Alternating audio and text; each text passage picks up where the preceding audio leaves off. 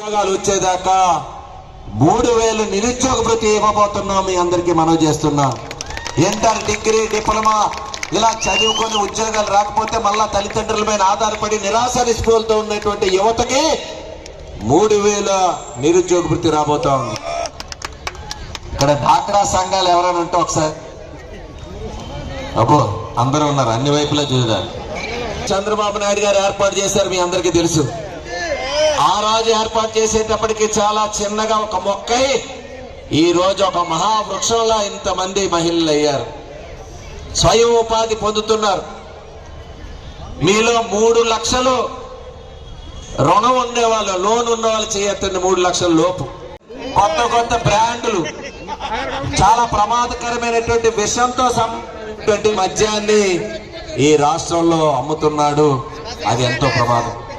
మరి అందుకనే ఈరోజు ప్రభుత్వం తరఫున వాదించడానికి ఉండేటువంటి గవర్నమెంట్ ప్లేడర్లకు కానీ పబ్లిక్ ప్రాసిక్యూటర్లు కానీ ఆల్రెడీ ప్రభుత్వం నియమించబడిన వాళ్ళు ప్రభుత్వం తరఫున కేసులు వాదిస్తూ ఉంటారు.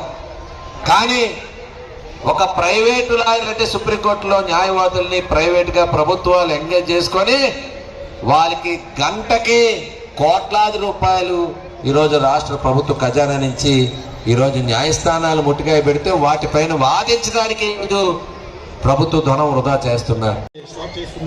చంద్రబాబు గారు మరో 10 నిమిషాల్లో వస్తారు. అందాక యువ నాయకుడు, ఘనబాబు తనయుడు, భావి తరాలకి ఒక మార్గదర్శకుడు అయినటువంటి మౌర్య గారు వేదిక మీదకి వచ్చి మన ప్రసంగాన్ని కొనసాగించాల్సిందిగా కోరుతున్నాం. పాలన ఎక్కడా జరగట్లేదు, మీరందరూ గమనించాలి. మన ఎమ్మెల్యే అభ్యర్థి తెలుగుదేశం పార్టీ, జనసేన, బీజేపీ ఉమ్మడి అభ్యర్థి శ్రీ ఘనబాబు గారు ఇచ్చేస్తున్నారు. మీరందరూ కరదాలు తోలుతో చప్పట్లతో స్వాగతం పలుకుతారని చెప్పేసి కోరుతా ఉన్నాం.